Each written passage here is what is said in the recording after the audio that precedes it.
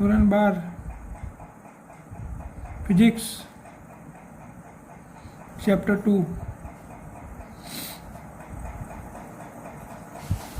આપણે આજે એક નવો ટોપિક જોઈશું, ડાયલેક્ટ્રિક પદાર્થો અને ધ્રુવીભવન. ડાયલેક્ટ્રિક પદાર્થો અને એમનું ધ્રુવીભવન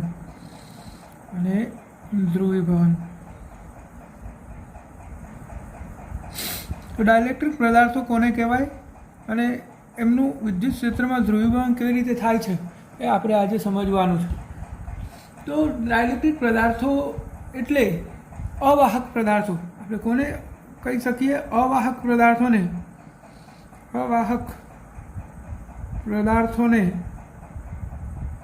ડાયલેક્ટ્રિક પદાર્થ કહે છે.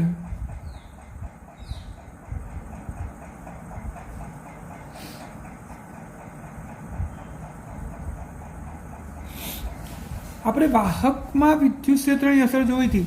આપણે શું જોયું હતું કે કોઈ વાહકને જ્યારે બાહ્ય વિદ્યુત ક્ષેત્રમાં મૂકવામાં આવે, આ વાહક છે, આપણે બાહ્ય વિદ્યુત ક્ષેત્ર લાગુ પાડીએ આ તરફ, તો શું થાય કે આ વિદ્યુત ક્ષેત્રની અસરના કારણે વાહકની અંદર જે વિદ્યુતભારો ગતિ કરવા માટે મુક્ત છે, વિદ્યુતભારો એટલે કે ઋણ વિદ્યુતભારો ગતિ કરીને અહીંયા પૃષ્ઠ પર આવે છે. પરિણામે આ બાજુના પૃષ્ઠ પર ધન વિદ્યુતભાર પ્રેરિત થાય છે અને પરિણામે અંદર તરફ વિદ્યુત ક્ષેત્ર ઉદ્ભવે છે, જે બાહ્ય વિદ્યુત ક્ષેત્રની વિરુદ્ધ દિશામાં હોય છે. જેમ જેમ આ વિદ્યુતભારો પૃષ્ઠ પર વધતા જાય તેમ તેમ આંતરિક વિદ્યુત ક્ષેત્રનું મૂલ્ય વધતું જાય છે અને એક પરિસ્થિતિ એવી થાય છે કે E0 બરાબર E' થઈ જાય. બાહ્ય વિદ્યુત ક્ષેત્ર જેટલું જ આંતરિક વિદ્યુત ક્ષેત્ર થઈ જાય તો અંદર પરિણામી વિદ્યુત ક્ષેત્ર શૂન્ય થઈ જાય છે અને આ વિદ્યુતભારના વહનની પ્રક્રિયા અટકી જાય છે. પરિણામે આપણને પૃષ્ઠ પર વિદ્યુતભાર જોવા મળે છે. આ વાહકોની અંદર આવું થતું તો આપણે આગળના ટોપિકમાં આની ચર્ચા કરી છે, શું વાહક પર બાહ્ય વિદ્યુત ક્ષેત્રની અસર. પરંતુ આપણે અહીંયા શું જોવાનું છે? ડાયલેક્ટ્રિક પદાર્થો. ડાયલેક્ટ્રિક પદાર્થો તો કોને કહેવાય? અવાહક પદાર્થોને ડાયલેક્ટ્રિક પદાર્થ કહે છે. તો પછી આને આપણે બાહ્ય વિદ્યુત ક્ષેત્રમાં મૂકીએ તો એની પર કેવી અસર થાય? કારણ કે આમાં ગતિ કરવા માટે મુક્ત વિદ્યુતભારો હોતા નથી. તો આપણે અહીંયા આવા ડાયલેક્ટ્રિક પદાર્થનો અભ્યાસ કરવાનો છે. આવા ડાયલેક્ટ્રિક પદાર્થને જ્યારે બાહ્ય વિદ્યુત ક્ષેત્રમાં મૂકવામાં આવે તો એની અંદર વિદ્યુતભાર પ્રેરિત થાય છે અને પરિણામે એમની જોડે ડાયપોલ મુવમેન્ટ, દરેક અણુ જોડે ડાયપોલ મુવમેન્ટ આવે છે. તો ડાયલેક્ટ્રિક પદાર્થો બે પ્રકારના હોઈ શકે. બે પ્રકાર છે. કેટલા? બે પ્રકાર. એક છે ધ્રુવીય ડાયલેક્ટ્રિક પદાર્થ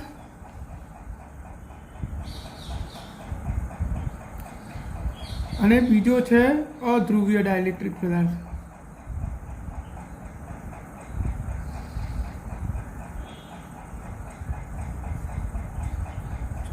તો ધ્રુવીય કોને કહેવાય અને અધ્રુવીય કોને કહેવાય? તો ધ્રુવીય ડાયલેક્ટ્રિક પદાર્થની અંદર આ માન લો કે ધ્રુવીય ડાયલેક્ટ્રિક પદાર્થ છે, તો આ ધ્રુવીય ડાયલેક્ટ્રિક પદાર્થની અંદર પ્રત્યેક અણુ જોડે ડાયપોલ મુવમેન્ટ હોય છે. આ એક અણુ, આ બીજો અણુ, આ ત્રીજો અણુ, આવી રીતે દરેક અણુ જોડે પરિણામી ડાયપોલ મુવમેન્ટ હોય. આવા પદાર્થને ધ્રુવીય ડાયલેક્ટ્રિક પદાર્થ કહે છે. એને આપણે ટૂંકમાં આવું કહી શકીએ કે જે પદાર્થના અણુઓમાં ધન અને ઋણ વિદ્યુતભાર એકબીજા પર સંપાત થયેલ ન હોય તો આવા પદાર્થોને ધ્રુવીય ડાયલેક્ટ્રિક પદાર્થો કહે છે.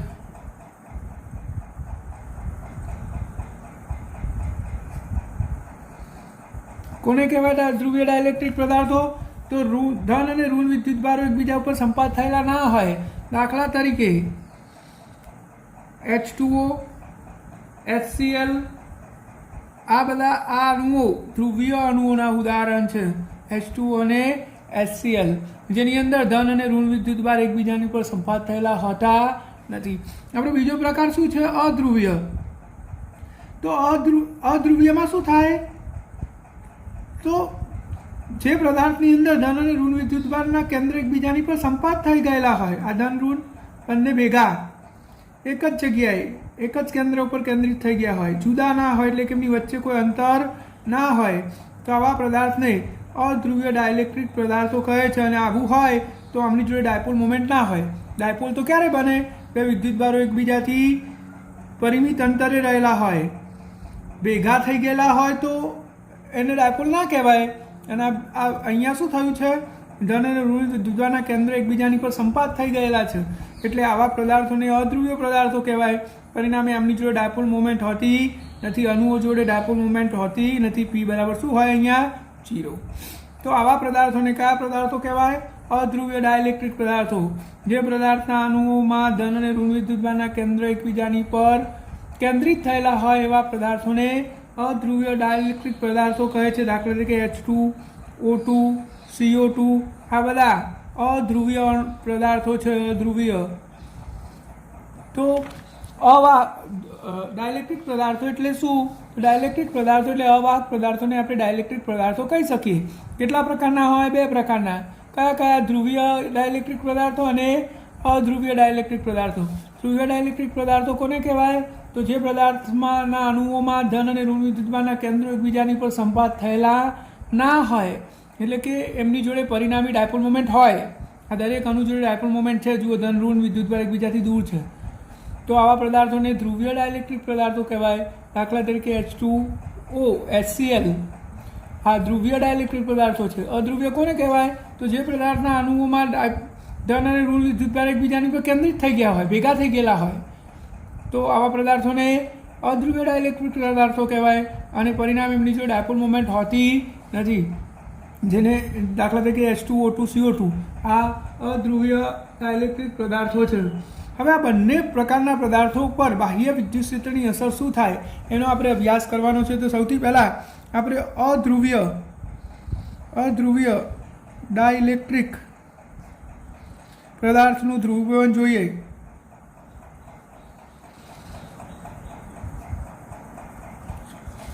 આપણે અહીંયા અધ્રુવીય ડાયલેક્ટ્રિક પદાર્થ દર્શાવીએ તો આ અધ્રુવીય ડાયલેક્ટ્રિક પદાર્થ છે. અધ્રુવીય ડાયલેક્ટ્રિક પદાર્થમાં તો ધન અને ઋણ વિદ્યુતભારના કેન્દ્રો એકબીજાની પર કેન્દ્રિત થઈ ગયેલા હોય. આપણે અધ્રુવીય ડાયલેક્ટ્રિક પદાર્થ અહીંયા દર્શાવ્યો. આમાં કોઈ અણુ જોડે પરિણામી ડાયપોલ મોમેન્ટ નથી. હવે આપણે આને બાહ્ય વિદ્યુત ક્ષેત્રમાં મૂકીએ. બાહ્ય વિદ્યુત ક્ષેત્ર આ દિશા તરફ છે, એટલે કે ધન વિદ્યુતભાર અહીંયા અને ઋણ આ તરફ. તો શું થશે? બાહ્ય વિદ્યુત ક્ષેત્રની અસરના કારણે આ ઋણ વિદ્યુતભારો ધન સ્થિતિમાન તરફ અને ધન વિદ્યુતભારો ઋણ વિદ્યુત સ્થિતિમાન તરફ આકર્ષિત થાય છે. પરિણામે એમની વચ્ચે અંતર ઉદ્ભવે છે, એટલે કે ઋણ આમ આવશે, ધન આમ જશે, તો આ બે વિદ્યુતભારો એકબીજાથી છૂટા પડી જશે. પરિણામે દરેક અણુ જોડે પરિણામી ડાયપોલ મોમેન્ટ આવે છે. અને દાખલા તરીકે આ દરેક અણુ જોડે આ બે વિદ્યુતભારો જોડે ડી જેટલું અંતર આવી જાય અને વિદ્યુતભારનું મૂલ્ય ક્યુ હોય, તો દરેક અણુ જોડે કેટલી ડાયપોલ મોમેન્ટ આવી જશે? પી બરાબર ટી ઇન્ટુ ક્યુ જેટલી ડાયપોલ મોમેન્ટ આવી જાય છે. ડાયપોલ મોમેન્ટ એટલે બે વિદ્યુતભાર વચ્ચેનું અંતર ગુણ્યા વિદ્યુતભારનું મૂલ્ય. આપણે એવું વિચારીએ કે અહીંયા વિદ્યુતભારો ભેગા હતા, બાહ્ય વિદ્યુત ક્ષેત્રના કારણે ઋણ વિદ્યુતભાર આ બાજુ અને ધન વિદ્યુતભાર આ બાજુ તરફ સ્થાનાંતરિત થયા, ડી જેટલા અંતરે ગયા, તો દરેક અણુ જોડે કેટલી ડાયપોલ મોમેન્ટ આવી જશે? પી બરાબર યુપી જેટલી ડાયપોલ મોમેન્ટ આવી જશે. આને અધ્રુવીય પદાર્થનું પોલેરાઇઝેશન કહે છે. આ ધ્રુવીય પદાર્થને તમે બાહ્ય વિદ્યુત ક્ષેત્રમાં મૂકો તો શું થાય? તો સિમ્પલ વસ્તુ છે કે જ્યારે ક્ષેત્રમાં નહોતો ત્યારે પ્રત્યેક અણુમાં ધન અને ઋણ વિદ્યુતભાર એકબીજાના ઉપર સંપાત થયેલા હતા, પરંતુ બાહ્ય વિદ્યુત ક્ષેત્રમાં આપણે એમને મૂકી દીધા તો ધન અને ઋણ વિદ્યુતભારો એકબીજાથી સ્થાનાંતરિત થાય છે અને પ્રત્યેક અણુ જોડે શું આવી જાય છે? ડાયપોલ મોમેન્ટ આવી જાય છે. અને બધી ડાયપોલ એકબીજાને સમાંતર છે, એટલે બધા જ અણુઓની ડાયપોલ મોમેન્ટનો સરવાળો થાય અને પરિણામે એ પદાર્થ જોડે પરિણામી ટોટલ ડાયપોલ મોમેન્ટ આવી જાય છે. કુલ ડાયપોલ મોમેન્ટ એને મળી જાય છે. દાખલા તરીકે એક અણુની ડાયપોલ મોમેન્ટ થઈ, આ અણુમાં આ પદાર્થના જથ્થામાં n અણુઓ હોય તો કુલ ડાયપોલ મોમેન્ટ પી ટોટલ બરાબર શું થાય? n ગુણ્યા પી. એક અણુની પી તો એન અણુઓ હોય તો કેટલી થાય NP, કારણ કે બધી એક જ દિશામાં ગોઠવાયેલી છે. અને અધ્રુવીય પદાર્થનું પોલેરાઇઝેશન એટલે કે ધ્રુવીભવન કહે છે. તો અધ્રુવીય પદાર્થને જ્યારે બાહ્ય ક્ષેત્રમાં મૂકવામાં આવે તો શું થાય એની આપણને ખબર પડી ગઈ છે. જો બાહ્ય વિદ્યુત ક્ષેત્ર ખૂબ પ્રબળ ના હોય તો પોલેરાઇઝેશન એ બાહ્ય વિદ્યુત ક્ષેત્રના સમપ્રમાણમાં હોય છે, એટલે કે પી ચલે છે E. Therefore P is equal to alpha E. જે આલ્ફાને અણુની ધ્રુવીયતા કહેવાય. અણુની ધ્રુવીયતા, આ આલ્ફાનો એકમ mc² પ્રતિ ન્યૂટન છે. યાદ રાખજો, આલ્ફા ધ્રુવીયતા છે અને એનો એકમ શું છે? મીટર ઇન્ટુ કુલમ સ્ક્વેર પ્રતિ ન્યૂટન. તો આ અધ્રુવીય પદાર્થનું પોલેરાઇઝેશન છે. બરાબર સમજી લો. જ્યારે બાહ્ય ક્ષેત્રમાં નહોતો ત્યારે કોઈ પણ અણુ જોડે ડાયપોલ મોમેન્ટ નહોતી, પરંતુ જેવું એને બાહ્ય ક્ષેત્રમાં મૂક્યું તો ધન અને ઋણ વિદ્યુતભાર એકબીજાથી સ્થાનાંતરિત થયા બાહ્ય ક્ષેત્રની અસરના કારણે. પરિણામે પ્રત્યેક અણુ જોડે ડાયપોલ મોમેન્ટ આવી ગઈ અને આ બધા અણુની ડાયપોલ મોમેન્ટ એક જ દિશામાં હોવાથી, બાહ્ય ક્ષેત્રને સમાંતર એક જ દિશામાં હોવાથી આ પદાર્થ જોડે પરિણામી ડાયપોલ મોમેન્ટ આવી જાય છે. અને આ બાહ્ય ક્ષેત્ર ખૂબ પ્રબળ ના હોય તો આ પોલેરાઇઝેશન એ વિદ્યુત ક્ષેત્રના સમપ્રમાણમાં હોય. Therefore P is equal to alpha E. આલ્ફાને અણુની ધ્રુવીયતા કહે છે, જેનો એકમ તમારે ખાસ યાદ રાખવાનો છે, mc² પ્રતિ ન્યૂટન. હવે આપણે અધ્રુવીય પદાર્થનું પોલેરાઇઝેશન જોઈએ. આ ધ્રુવીય પદાર્થનું અધ્રુવીય પદાર્થનું તો હવે ધ્રુવીય પદાર્થનું પોલેરાઇઝેશન જોઈએ. ધ્રુવીય પદાર્થોનું પોલેરાઇઝેશન. તો ધ્રુવીય ડાયલેક્ટ્રિક પદાર્થ કોને કહેવાય? તો આપણે હાલ જ ચર્ચા કરી કે જે પદાર્થની અંદર ધન અને ઋણ વિદ્યુતભારના કેન્દ્રો એકબીજાની પર સંપાત થયેલા ના હોય એવા પદાર્થોને ધ્રુવીય ડાયલેક્ટ્રિક પદાર્થો કહે છે. હું અહીંયા એક ધ્રુવીય ડાયલેક્ટ્રિક પદાર્થ દર્શાવું તો એનો એક અણુ, એનો બીજો અણુ, આ ત્રણ અણુ, આ બધા અણુઓ છે ધ્રુવીય ડાયલેક્ટ્રિક પદાર્થના. અને એમની દરેક અણુ જોડે શું હોય? ડાયપોલ મોમેન્ટ હોય છે, કારણ કે એમના ધન અને ઋણ વિદ્યુતભારના કેન્દ્રો એકબીજાની પર સંપાત થયેલા હોતા નથી. તો આ ધ્રુવીય ડાયલેક્ટ્રિક પદાર્થ છે. આ ધ્રુવીય ડાયલેક્ટ્રિક પદાર્થ છે. જ્યારે બાહ્ય વિદ્યુત ક્ષેત્રમાં ના હોય ત્યારે દરેક અણુ જોડે શું હોય છે? ડાયપોલ મોમેન્ટ હોય છે. પરંતુ આ બધી ડાયપોલ મોમેન્ટ પરસ્પર અસ્વ્યસ્ત ગોઠવાયેલી હોય છે. જો આની ડાયપોલ મોમેન્ટ આમ છે, આની આમ છે, આની નીચે તરફ છે, આની ડાબી તરફ છે, આની ઉપર તરફ, આની નીચે તરફ, આની જમણી તરફ. તો આ બધી ડાયપોલ મોમેન્ટનો સરવાળો કરીએ તો પી ટોટલ ઇઝ ઇક્વલ ટુ શું થઈ જાય છે? 0. જો અધ્રુવીયમાં શું હતું? અણુઓ જોડે જ નહોતી. આમાં અણુઓ જોડે તો છે પરંતુ બધી અસ્વસ્થ ગોઠવાયેલી છે, એટલે પરિણામ શું થઈ જાય છે? શૂન્ય થઈ જાય છે. હવે આવા પદાર્થને આપણે બાહ્ય વિદ્યુત ક્ષેત્રમાં મૂકીએ, બાહ્ય વિદ્યુત ક્ષેત્ર આપણે લાગુ પાડીએ આ તરફ, તો શું થાય? તો બાહ્ય વિદ્યુત ક્ષેત્રના કારણે આ બધી ડાયપોલ પર ટોર્ક લાગે છે.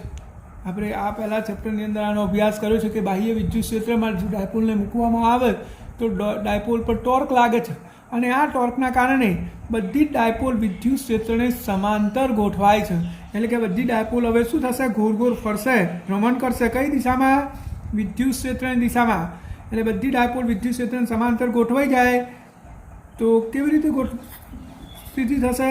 આ ડાયપોલ પર ટોર્ક લાગ્યું તો ડાયપોલ આમ વિદ્યુત ક્ષેત્રને સમાંતર ગોઠવાઈ જશે અને આવી રીતે આ બાજુ ધન સ્થિતિમાન છે ને આ બાજુ ઋણ સ્થિતિમાન, તો બધી ડાયપોલ આવી રીતે ગોઠવાઈ જશે, વિદ્યુત ક્ષેત્રને સમાંતર થઈ જશે.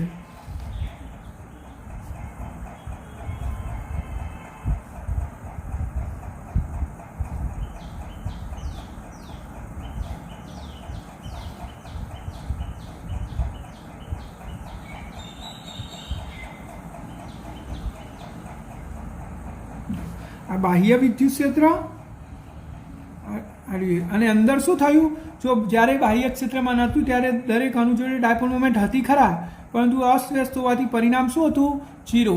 હવે આ પદાર્થને આપણે બાહ્ય વિદ્યુત ક્ષેત્રમાં મૂક્યું તો દરેક આ બધી ડાયપોલ પર ટોર્ક લાગ્યું. ટોર્કના કારણે બધી ડાયપોલ આમ અસ્વ્યસ્ત હતી, આમ વિદ્યુત ક્ષેત્રને સમાંતર ગોઠવાઈ ગઈ અને પરિણામી ડાયપોલ મોમેન્ટ આપણને પ્રાપ્ત થાય છે. અહીંયા જો આ ઉષ્મીય ઉર્જા હોય, અહીંયા ઉષ્મીય ઉર્જા હોય તો આ ટોર્ક સિવાય આ ડાયપોલ્સ રેખીય સ્થાનાંતર પણ અનુભવે છે, એટલે કે ઉષ્મીય દોલનો કરે છે, પરિણામે એકબીજા સાથે અથડાય છે અને 100% પોલેરાઇઝેશન થઈ શકતું નથી. એટલે કે બધી ડાયપોલ સંપૂર્ણપણે વિદ્યુત ક્ષેત્રને સમાંતર ગોઠવાય એવું શક્ય બનતું નથી. પરંતુ આપણે અહીંયા આદર્શ પરિસ્થિતિ વિચારી લઈએ, 0 કેલ્વિન તાપમાન લઈ લઈએ તો અણુઓ જોડે ઉષ્મીય ઉર્જા ના હોય તો આ પદાર્થનું સંપૂર્ણપણે એટલે કે 100% પોલેરાઇઝેશન થાય છે એવું આપણે વિચારી લઈશું.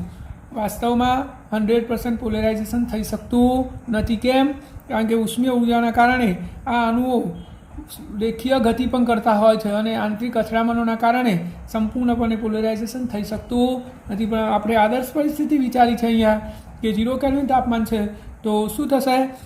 ધ્રુવીય ડાયલેક્ટ્રિક પદાર્થને જ્યારે બાહ્ય વિદ્યુત ક્ષેત્રમાં મૂકવામાં આવે તો બધી જ ડાયપોલ્સ પર ટોર્ક લાગે છે અને પરિણામે વિદ્યુત ક્ષેત્રને સમાંતર ગોઠવાઈ જાય છે.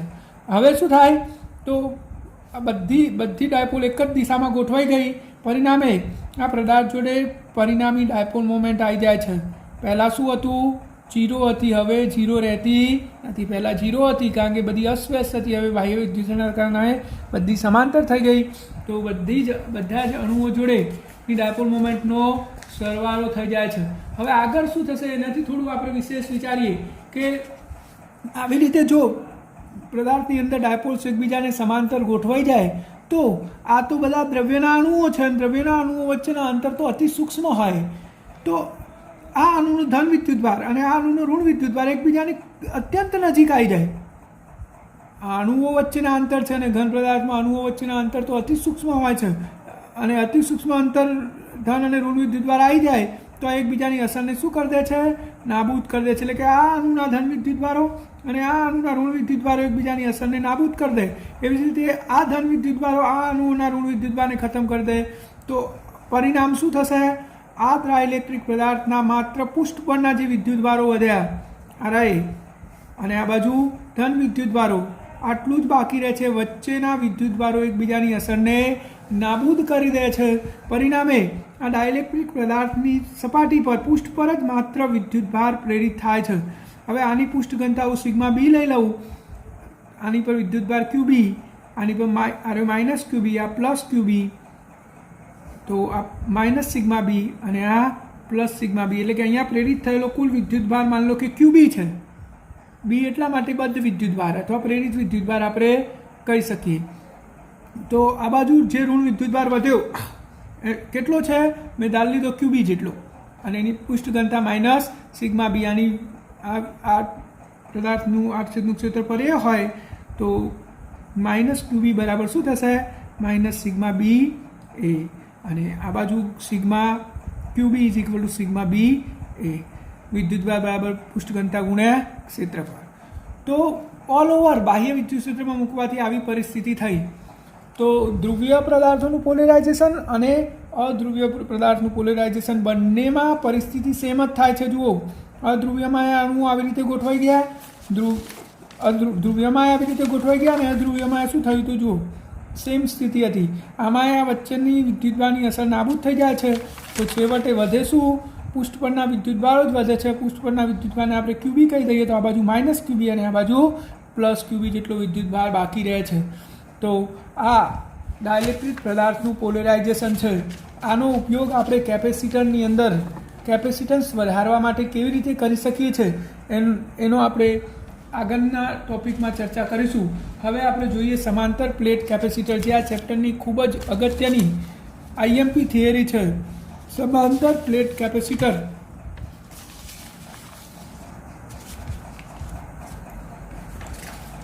આપણે સમાંતર પ્લેટ કેપેસિટર જોઈએ. પહેલાં કેપેસિટરો અને કેપેસિટન્સ. હવે આગળનો ટોપિક શું છે? કેપેસિટર અને કેપેસિટન્સ. આગળનો ટોપિક છે કેપેસિટર અને કેપેસિટન્સ. તો કેપેસિટર શું છે? તો સિમ્પલ ભાષામાં સમજીએ તો આ જે વિદ્યુતભારો છે એ વિદ્યુતભારો પર આપણે જ્યારે કાર્ય કરીએ છીએ તો થયેલું કાર્ય અતિ સૂક્ષ્મ હોય છે અને આ કાર્યના કારણે મળતી વિદ્યુતભારને મળતી ઉર્જા એ પણ નાના મૂલ્યની હોય છે. હવે આટલી નાની ઉર્જા આપણે વ્યવહારિક ઉપયોગમાં લઈ શકીએ નહીં. ફોર એક્ઝામ્પલ, પાણીનો નળ હોય અને ત્યાંથી આ પાણીનો નળ છે, આ નળમાંથી એક એક બૂંદ પાણી નીચે પડતું હોય તો આ પાણીનો ઉપયોગ આપણે કરી શકતા, એટલે કે નહાવા માટે ના કરી શકીએ અથવા બીજા કોઈ ઉપયોગ માટે આટલા એક બૂંદ બૂંદ પાણીનો ઉપયોગ ના કરી શકીએ. તો પછી આપણે શું કરવું પડે? આ પાણીને ભેગું કરવું પડે, એટલે કે નીચે આપણે કોઈ વાહન મૂકી દઈએ, કોઈ સાધન મૂકી દઈએ જેની અંદર આ પાણી એકઠું થાય. તો થોડા સમય પછી આ બધા બૂંદ બૂંદ સ્વરૂપે પાણી પડીને આ માન લો કે પાણીની ડોલ છે તો ભરાઈ ગઈ, હવે તમે આનો ઉપયોગ કરી શકો છો. તો એવી જ પરિસ્થિતિ આપણા વિદ્યુત ભારવાળા તંત્રમાં થાય છે કે વિદ્યુત ભાર પર થયેલું કાર્ય અતિ સૂક્ષ્મ હોય છે અને પરિણામે એની સાથે સંકળાયેલી ઉર્જા પણ નાના મૂલ્યની હોય છે. તો આપણે શું કરવું પડે? આ વિદ્યુત ભારો પર થયેલા કાર્યનો સંગ્રહ કરવો પડે, એટલે કે કાર્ય થઈને આવેલા વિદ્યુત ભારો એક જગ્યાએ આપણે સંગ્રહ કરીએ તો આપણને મોટા મૂલ્યની ઉર્જા મળી રહે. જેવું આમાં પાણીમાં થયું એવું સેમ આપણે વિદ્યુત ભારોને સંગ્રહિત કરવા પડે તો આપણે ઉર્જાનો ઉપયોગ વ્યવહારિક રીતે કરી શકીએ છીએ. તો વિદ્યુત ભારનો સંગ્રહ કરતું સાધન એટલે કેપેસિટર. જેવી રીતે પાણીનો સંગ્રહ કરતા સાધનને આપણે ટાંકી કહી શકીએ, એવી રીતે વિદ્યુત ભારનો જે સંગ્રહ કરે છે જે સાધન એને આપણે શું કહીશું? કેપેસિટર. તો હવે આપણે આ કેપેસિટરનો અભ્યાસ કરવાનો છે. તો એને સમજવામાં આપણે આ રીતે સમજી શકીએ. માન લો કે આ વાહક ગોરો છે જેને આપણે અવાહક સ્ટેન્ડ ઉપર મૂકી દીધો છે. આ વાહક સ્ટેન્ડ છે ને આ વાહક ગોરો છે. આ વાહક ગોરા પર હાલ કોઈ વિદ્યુત ભાર નથી. હવે આપણે આગળ ભણી ગયા પ્રમાણે સુવાહક પર વિદ્યુત ભારની અસર શું થાય, તો વિદ્યુત ક્ષેત્રની અસર શું થાય એની ડિટેલમાં આપણે ચર્ચા કરી છે કે આની પર આપણે વિદ્યુત ભાર મૂકીએ તો વિદ્યુત ભાર પૃષ્ઠ ઉપર સમાન રીતે વિતરિત થઈ જાય છે. તો હવે હું અહીંયા એક વિદ્યુત ભાર મૂકું તો મતલબ કે ક્યુ જેટલો વિદ્યુત ભાર મૂક્યો મેં, તો વાહકની સપાટી પર કે ક્યુ અપોન આર સ્ક્વેર જેટલું વિદ્યુત ક્ષેત્ર ઉદ્ભવે છે. માન લો કે એની ત્રિજ્યા આર છે અને કેટલું વિદ્યુત સ્થિતિમાન ઉદ્ભવે? કે ક્યુ અપોન આર જેટલું. આ એક વિદ્યુત ભારના કારણે આ વાહકની સપાટી પર કે ક્યુ અપોન આર સ્ક્વેર જેટલું વિદ્યુત ક્ષેત્ર અને કે ક્યુ અપોન આર જેટલું વિદ્યુત સ્થિતિમાન ઉદ્ભવ્યું. હવે હું બીજો એક વિદ્યુત ભાર મૂકું તો 2 કે ક્યુ અપોન આર સ્ક્વેર 2 કે ક્યુ અપોન આર જેટલું વિદ્યુત સ્થિતિમાન ઉદ્ભવે. આમ જેમ જેમ હું વિદ્યુત ભાર મૂકતો જાઉં એમ એમ વિદ્યુત ક્ષેત્ર અને વિદ્યુત સ્થિતિમાન બંને વધતા જાય છે. એટલે કે આ ગોરા પર વિદ્યુત ભાર વધતો જાય છે. હવે ગોરાએ વિદ્યુત ભારનો સંગ્રહ કર્યો એટલે આ આપણા માટે કેપેસિટર તો થઈ જ ગયું અને વિદ્યુત ભારનો સંગ્રહ તો કર્યો જ છે. તો આ ગોરો આપણા માટે શું બની ગયો? એક કેપેસિટર બની ગયો. પરંતુ પરિસ્થિતિ શું થાય? અહીંયા સમજો કે આ ડોલ ભરાઈ ગઈ, પછી ઉપરથી પાણી પડશે, એનું શું થશે? એ નીચે વહન પામી જશે, એટલે કે એ પાણી આપણા માટે કોઈ કામનું નથી. આપણે જેટલું સંગ્રહ કરી શકીએ એ જ કામનું છે. તો અહીંયા પણ એવી જ પરિસ્થિતિ ઉદ્ભવે છે કે આપણે વિદ્યુતભારનો સંગ્રહ કરતા જઈએ તો વિદ્યુત ક્ષેત્ર વધતું જાય અને પરિસ્થિતિ એવી થાય કે અહીંયાનું વિદ્યુત ક્ષેત્ર અહીં એટલું બધું પ્રબળ થઈ જાય, એટલું બધું વધી જાય કે આ બાજુનું જે માધ્યમ છે, આ હવા અથવા જે માધ્યમ હોય એ માધ્યમનું પોલેરાઇઝેશન આયનીકરણ થઈ જાય છે. શું થઈ જાય છે? આયનીકરણ થઈ જાય છે. એટલે કે આ બાજુના માધ્યમમાં ધન અને ઋણ વિદ્યુતભારો એકબીજાથી જુદા પડી જાય છે અને આ માધ્યમ અવાહક હોવા છતાં એ શું બની જાય છે? વાહક બની જાય છે. અને પરિણામે આ વધારાનો જે વિદ્યુતભાર હશે અહીંયા, એ વધારાનો વિદ્યુતભાર હવામાં વહન પામી જાય છે. આને ડાઇલેક્ટ્રિક બ્રેકડાઉન કહે છે. શું કહેવાય? ડાઇલેક્ટ્રિક બ્રેકડાઉન થયું કહેવાય આને. એટલે કે આને કોરોના ડિસ્ચાર્જ તરીકે પણ ઓળખવામાં આવે છે કે ભાઈ બાજુમાં વિદ્યુત ક્ષેત્ર એટલું બધું પ્રબળ થઈ જાય કે વધારાનો વિદ્યુતભાર હવામાં વહન પામી જાય. અસરને શું કહેવાય? ડાઇલેક્ટ્રિક બ્રેકડાઉન અથવા કોરોના ડિસ્ચાર્જ તરીકે ઓળખવામાં આવે છે. આવી ઘટનાઓ આપણે વ્યવહારિક જીવનમાં પણ ઘણી જગ્યાએ જોયેલી છે. દાખલા તરીકે જ્યારે અવકાશમાં વિદ્યુતભારોનું પ્રમાણ વધી જાય, ખૂબ જ પ્રમાણમાં વિદ્યુતભારો વધી જાય એટલે કે વિદ્યુત ક્ષેત્ર ખૂબ જ પ્રબળ થઈ જાય તો આપણી આ હવામાં રહેલું માધ્યમ, હવાનું માધ્યમ વાહક બની જાય છે અને વાહક માધ્યમમાંથી વીજળી જમીન સુધી પહોંચી જાય છે.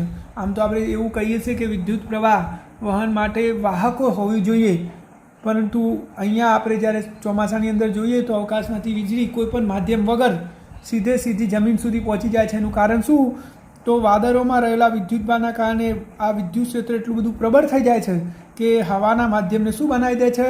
વાહક બનાવી દે છે અને પરિણામે વધારાનો વિદ્યુતભાર વહન પામીને પૃથ્વી સુધી પહોંચી જાય છે. એવું ને એવું અહીંયા સેમ થાય છે. ગોળા પર આપણે જેમ જેમ વિદ્યુતભાર મૂકતા જઈએ એમ વિદ્યુત ક્ષેત્ર પ્રબળ થતું જાય અને એક પરિસ્થિતિ એવી આવે કે વિદ્યુત ક્ષેત્ર એટલું બધું પ્રબળ થઈ જાય કે બાજુના માધ્યમનું આયનીકરણ કરી દે છે અને એને વાહક બનાવી દે છે. પરિણામે વધારાનો વિદ્યુતભાર વહન પામી જાય છે. આ અસરને શું કહેવાય?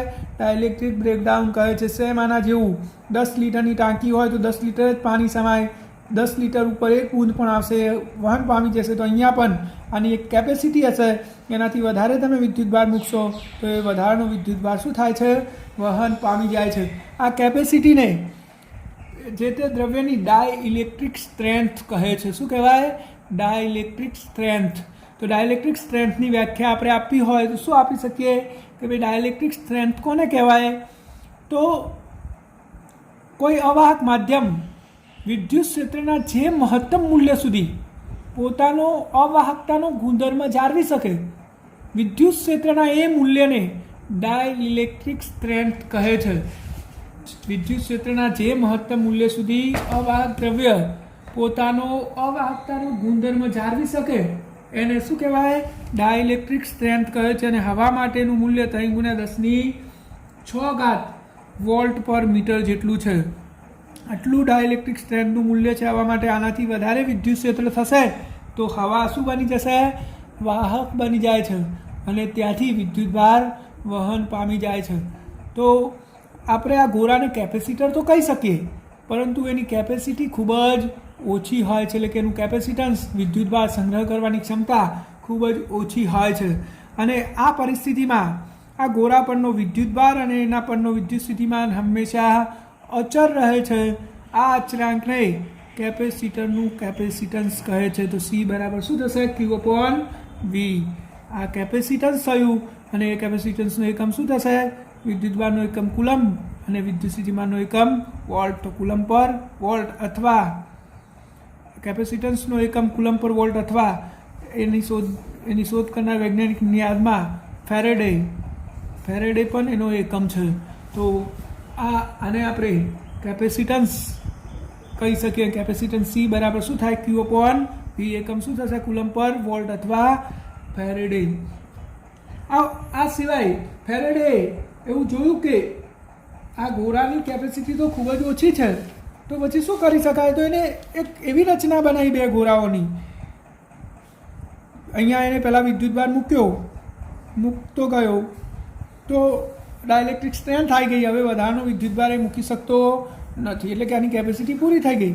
પરંતુ એને શું કર્યું? એની અત્યંત નજીક એક બીજો ગોળો મૂક્યો અને આ ગોળાને પૃથ્વી સાથે ગ્રાઉન્ડ કરી દીધો.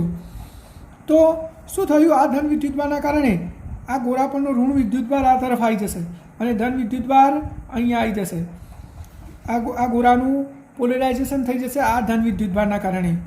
હવે પૃથ્વીનો ઋણ વિદ્યુતભાર આવીને આ ધન વિદ્યુતભારની અસરને નાબૂદ કરી દે છે અને આ ઋણ વિદ્યુતભાર આ ગોળા પરની ધન વિદ્યુતભારની અસરને નાબૂદ કરે છે. પરિણામે આ ગોળા પરનો વિદ્યુતભારની અસર નાબૂદ થતાં બીજો વધારાનો વિદ્યુતભાર મૂકી શકાય છે. એટલે કે આની પર વિદ્યુતભાર સંગ્રહ કરવાની ક્ષમતા વધારી શકાય છે. ફેરેડેએ આવું પ્રયોગ કરીને કેપેસિટરની કેપેસિટી વધારી અને આમ એને છેલ્લે એવું કીધું કે કેપેસિટર એટલે શું? તો બે અલગ કરેલા વાહક વડે બનેલી રચનાને, બે અલગ કરેલા વાહક એટલે કે આ એક ગોળો, આ એક વાહક થઈ ગયું, આ એક બીજો વાહક, આ બે વાહકને અલગ કરેલા છે તો આવી રચનાને શું કહેવાય? કેપેસિટર કહે છે. અને આ બે વાહકોને કેપેસિટરની પ્લેટ તરીકે ઓળખવામાં આવે છે. શું કહેવાય? આને આપણે ધન પ્લેટ કહીશું. આની પર ધન વિદ્યુતભાર છે, આની પર ઋણ વિદ્યુતભાર, તો આને ઋણ પ્લેટ કહે છે. તો બે અલગ કરેલા વાહક વડે બનેલી રચનાને શું કહેવાય? કેપેસિટર કહે છે. અને બંને કેપેસિટર, આ બંને વાહક વડે બનેલ કેપેસિટરનું કેપેસિટન્સ C બરાબર Q/V થાય. જ્યાં Q એ આ ધન પ્લેટ પરનો વિદ્યુતભાર છે અને V આ બે ગોળા વચ્ચેનો વિદ્યુત સ્થિતિમાનનો તફાવત છે. માત્ર એક જ ગોળો હોય તો એને કેપેસિટર કહી શકાય. ફેરેડે તો કહે છે બે અલગ કરેલા વાહક વડે બનેલી રચનાને કેપેસિટર કહેવાય. તો ગોળાને કેપેસિટર કહી શકાય ખરું? તો હા, કારણ કે ગોળો પણ વિદ્યુતભારનો સંગ્રહ તો કરે જ છે એટલે કેપેસિટર તો કહેવાય જ. તો પછી આનો બીજો વાહક ક્યાં? તો આનો બીજો વાહક અનંત અંતરે ગણવામાં આવે છે. બીજો વાહક ક્યાં ગણવામાં આવે છે? અનંત અંતરે. આની પર ધન વિદ્યુતભાર છે Q અને આના પરનો વિદ્યુત સ્થિતિમાન V છે આ તો અનંત અંતરે છે એટલે વિદ્યુત સ્થિતિમાન 0 થશે. તો આ બે ગોળા વચ્ચેનો વિદ્યુત સ્થિતિમાનનો તફાવત કેટલો થશે? V - 0 એટલે V. તો આનું કેપેસિટન્સ C બરાબર Q/V. અને આની ત્રિજ્યા માન લો કે R હોય તો V બરાબર શું થાય? KQ/R. Q કેન્સલ થઈ જશે. તો કેપેસિટન્સ એક ગોળાનું કેપેસિટન્સનું સૂત્ર શું થશે? R/K બરાબર યાદ રાખજો, માત્ર એક જ ગોળાનું કેપેસિટન્સ હોય તો એ R/K જેટલું થાય. K ની કિંમત તમે 1/4πε0 મૂકી દો તો 1/4πε0R આ એક ગોળા વડે બનેલા કેપેસિટરનું કેપેસિટન્સ છે. તો ફેરેડે આ રીતે આપણને કેપેસિટરની સમજૂતી આપી કે બે અલગ પહેલાં વાહક વડે બનેલી રચનાને શું કહેવાય? કેપેસિટર કહે છે. અને એના પરના વિદ્યુતભાર અને વિદ્યુત સ્થિતિમાનના તફાવતને કેપેસિટન્સ કહે છે. કેપેસિટન્સનો એકમ કુલમ્બ પર વોલ્ટ અથવા તો ફેરેડે નામના વૈજ્ઞાનિકની યાદમાં એનો એકમ ફેરેડે છે. તો આ એક ગોળાનું કેપેસિટન્સ કેટલું થાય? આપણે હાલ જોયું R/K અથવા તો 4πε0R જેટલું હોય છે. એટલે કે આપણે પૃથ્વીને પણ એક કેપેસિટર ગણી શકીએ. અને પૃથ્વીનું કેપેસિટન્સ શોધવું હોય આપણે R/K સૂત્ર પરથી તો પૃથ્વીની ત્રિજ્યા 6400 કિલોમીટર છે અને K ની કિંમત 9×10⁹. તો આપણે પૃથ્વીનું પણ કેપેસિટન્સ ગણી શકીએ છીએ. હવે આપણે જોઈશું આ ચેપ્ટરનો સૌથી મોસ્ટ ઇમ્પોર્ટન્ટ ક્વેશ્ચન, સમાંતર પ્લેટ કેપેસિટર. સમાંતર પ્લેટ કેપેસિટરનું કેપેસિટન્સ મેળવો. આપણે સમાંતર પ્લેટ કેપેસિટર સમજાવવાનું છે અને એના કેપેસિટન્સનું સૂત્ર મેળવવાનું છે. તો સમાંતર પ્લેટ કેપેસિટર કેમ કહેવામાં આવે છે? તો આની અંદર બે પ્લેટોને એકબીજાની સમાંતર મૂકવામાં આવે છે. આ એક પ્લેટ અને આ એક બીજી પ્લેટ.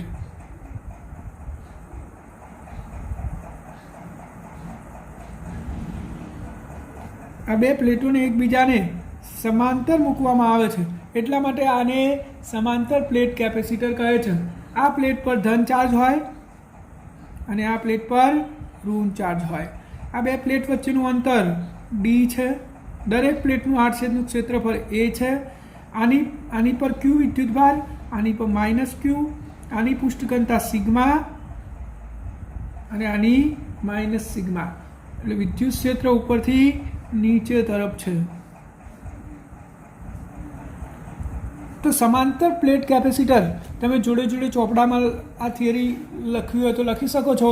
તો આપણે પહેલાં આનું વર્ણન કરી દઈશું કે આકૃતિમાં એક સમાંતર પ્લેટ કેપેસિટર દર્શાવેલું છે જેમાં દરેક બે સમતલ પ્લેટોને એકબીજાની સમાંતર મૂકેલી છે. આ બે સમતલ પ્લેટ છે એમને એકબીજાની સમાંતર મૂકેલી છે. દરેક પ્લેટનું આડછેદનું ક્ષેત્રફળ A છે અને બે પ્લેટ વચ્ચેનું અંતર D જે ખૂબ જ સૂક્ષ્મ હોય છે. એક પ્લેટ પરનો વિદ્યુતભાર +Q અને બીજા પરનો વિદ્યુતભાર -Q છે. અને બંનેની પૃષ્ઠઘનતા અનુક્રમે સિગ્મા અને -સિગ્મા છે. સિગ્મા બરાબર શું થાય? Q/A અને -સિગ્મા બરાબર શું થાય? -Q/A. તો તમે આટલું પહેલાં આકૃતિ દોરીને લખી દો. વર્ણન મેં જે બોલ્યો છું એ તમે શાંતિથી તમારા ચોપડામાં લખી દો કે અહીંયા એક સમાંતર પ્લેટ કેપેસિટર દર્શાવેલું છે જેમાં બે સમતલ પ્લેટોને એકબીજાની સમાંતર મૂકેલી છે. દરેક પ્લેટનું આડછેદનું ક્ષેત્રફળ A અને બે પ્લેટ વચ્ચેનું અંતર D છે. બંને પ્લેટ પર અનુક્રમે Q અને -Q વિદ્યુતભાર રહેલા છે. અહીંયા સિગ્મા બરાબર Q/A અને -સિગ્મા બરાબર -Q/A છે. હવે આપણે આગળ જોઈએ. આટલું તમે લખી દો. પછી હવે બે પ્લેટની બહારના વિસ્તારમાં વિદ્યુત ક્ષેત્ર અહીંયા અને અહીંયા શું હોય? શૂન્ય હોય છે. કારણ કે આ ધન વિદ્યુતભારનું વિદ્યુત ક્ષેત્ર પોતાનાથી દૂર તરફ અને ઋણનું પોતાના તરફ, એટલે બંને વિદ્યુત ક્ષેત્રો અહીંયા વિરુદ્ધ દિશામાં આવશે. અને પ્લેટના કારણે ઉદ્ભવેલું વિદ્યુત ક્ષેત્ર અંતર પર આધારિત ન હોવાથી પ્લેટની બહારના વિસ્તારમાં વિદ્યુત ક્ષેત્ર શૂન્ય થઈ જાય છે. તો આપણે અહીંયા લખી દઈએ આ પ્લેટ 1 અને આ પ્લેટ 2. તમારે મેં કીધું એટલું આગળ લખવાનું. હવે સીધું અહીંયા લખીશું કે પ્લેટ 1ની બહારના વિસ્તારમાં વિદ્યુત ક્ષેત્ર એને આપણે કહી દઈએ તો આ ધનના કારણે કેટલું થશે? σ/2ε0. પ્લેટના કારણે ઉદ્ભવેલું વિદ્યુત ક્ષેત્ર σ/2ε0 હોય એ આ તરફ અને ઋણ પ્લેટનું અહીંયા નીચે તરફ એટલે -σ/2 2ε0 બરાબર 0. એવી રીતે પ્લેટ 2ની બહારના વિસ્તારમાં વિદ્યુત ક્ષેત્ર એ પણ શું થશે? જો અહીંયા પણ આ ઋણના કારણે પોતાના તરફ સિગ્મા પણ 2ε0 અને પેલા આ ધન પ્લેટનું પોતાનાથી દૂર તરફ, તો અહીંયા પણ શું થયું? E બરાબર સિગ્મા પણ 2ε0 નીચે તરફ અને સિગ્મા પણ 2ε0 ઉપર તરફ. તો પરિણામ શું થઈ ગયું? 0. હવે વચ્ચેના વિસ્તારમાં બે પ્લેટની વચ્ચેના વિસ્તારમાં વિદ્યુત ક્ષેત્ર જો E ઇઝ ઇક્વલ ટુ, જો આ ધન પ્લેટનું વિદ્યુત ક્ષેત્ર પોતાનાથી દૂર તરફ આ બાજુ હશે અને આ ઋણ પ્લેટના કારણે એનું વિદ્યુત ક્ષેત્ર એ પોતાના તરફ આનાથી દૂર તરફ અને ઋણ પ્લેટનું પોતાના તરફ, તો બંને એક જ બાજુ થયા. તો પરિણામી વિદ્યુત ક્ષેત્ર શું થશે? Sigma upon 2ε0 plus sigma upon 2ε0. બંને વિદ્યુત ક્ષેત્રો એક જ તરફ હશે, ધન પ્લેટથી ઋણ પ્લેટ તરફ. દિશા કઈ થશે? ધન પ્લેટથી ઋણ પ્લેટ તરફ, એટલે બંને એક જ દિશામાં છે. તો આપણે શું કર્યું? સરવાળો. તો E is equal to sigma upon ε0. દિશા શું? ધન પ્લેટથી ઋણ પ્લેટ તરફ. હવે આપણે અહીંયા કિંમતો મૂકતા જઈએ તો બે પ્લેટની વચ્ચે વિદ્યુત ક્ષેત્ર કેટલું આવ્યું? સિગ્મા અપોન ε0 અને દિશા શું છે? ધન પ્લેટથી ઋણ પ્લેટ તરફની. હવે આપણે અહીંયા E બરાબર V/d મૂકી દઈએ, વિદ્યુત ક્ષેત્રનું સૂત્ર, અને સિગ્મા બરાબર Q અપોન A મૂકી દઈએ. તો Eની જગ્યાએ V/d ઇઝ ઇક્વલ ટુ સિગ્માની જગ્યાએ Q અપોન A ε0. હવે Qની કિંમત મૂકી દઈએ. Q બરાબર CV. આપણે હાલ આગળની થિયરીમાં જોયું છે C બરાબર Q અપોન V હતું, તો Q બરાબર CV. તો V/d ઇઝ ઇક્વલ ટુ Qની જગ્યાએ CV અપોન A ε0. આ VV કેન્સલ થઈ જશે, તો C બરાબર ε0A/d. માધ્યમ શું છે? શૂન્ય અવકાશ. તો બે પ્લેટ વચ્ચેનું માધ્યમ શૂન્ય અવકાશ અથવા હવા છે. બે પ્લેટ વચ્ચે માધ્યમ શૂન્ય અવકાશ અથવા હવા હોય ત્યારે કેપેસિટન્સ C બરાબર ε0A/d છે. તો આ સમાંતર પ્લેટ કેપેસિટન્સનું સૂત્ર છે. તમારે આ પ્રશ્ન ખાસ તૈયાર કરી દેવાનો, મેં તમને સમજાવી દીધો છે. તમે આ રીતે લખી લેજો. આગળ મેં તમને વર્ણન સમજાવ્યું, પછી આટલું લખી દેવાનું તમારે, એટલે આટલે ક્વેશ્ચન આપણો પૂરો થઈ જાય છે. તો સમાંતર પ્લેટ કેપેસિટરનું કેપેસિટન્સ કેટલું હોય? ε0A/d જેટલું હોય છે. હવે આપણે એક સરળતા ખાતર એક ગણતરી કરીએ કે સમાંતર પ્લેટ કેપેસિટર હોય તો એની કેપેસિટી શું, એટલે કે એનું કેપેસિટન્સ શું. માની લો કે આપણે આ સમજી રહ્યા છીએ કે મારે 1 ફેરેડે કેપેસિટન્સ જોઈએ છે. કોઈ કેપેસિટર એવું બનાવવું છે કે એની કેપેસિટી એટલે કે એનું કેપેસિટન્સ 1 ફેરેડે હોય, તો મારે પ્લેટનું ક્ષેત્રફળ કેટલું રાખવું પડશે? તો સમાંતર પ્લેટ કેપેસિટરનું કેપેસિટન્સ ε0A/d. તો A બરાબર CD અપોન ε0. હવે જો આ d જે છે આપણે થિયરીમાં જોયું કે સૂક્ષ્મ રાખવામાં આવે છે. કેમ? તો બે પ્લેટ વચ્ચેનું વિદ્યુત ક્ષેત્ર અચર સમાન જાળવી શકાય.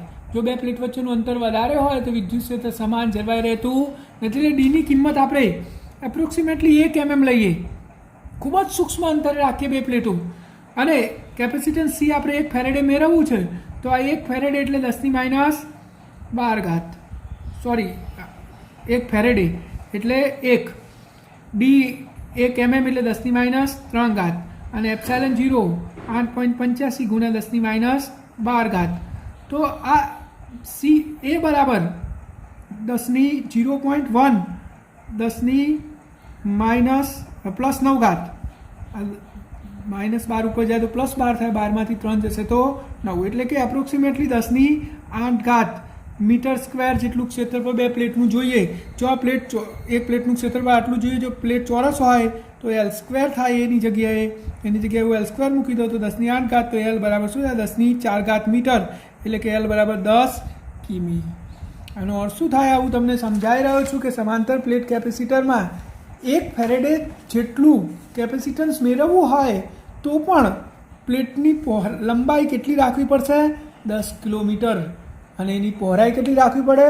10 કિલોમીટર. એટલે કે લંબાઈ 10 કિલોમીટર અને પહોળાઈ 10 કિલોમીટર. આટલી લાંબી પહોળી પ્લેટ, આવી 2 પ્લેટો મૂકીએ ત્યારે 1 ફેરેડે કેપેસિટન્સ આપણને મળે, જે શક્ય નથી. એટલે કે સમાંતર પ્લેટ કેપેસિટરની વચ્ચે જ્યારે માધ્યમ શૂન્યાવકાશ અથવા હવા હોય ત્યારે એનું કેપેસિટન્સનું મૂલ્ય ખૂબ જ સૂક્ષ્મ હોય છે. વધારે કેપેસિટન્સ રાખી શકાતું અથવા મેળવી શકાતું નથી.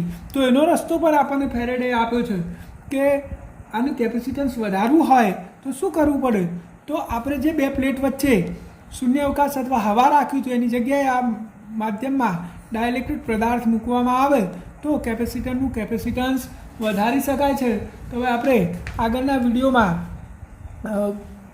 ડાયલેક્ટ્રિકની કેપેસિટરમાં અસર શું છે એનો અભ્યાસ આપણે કરીશું.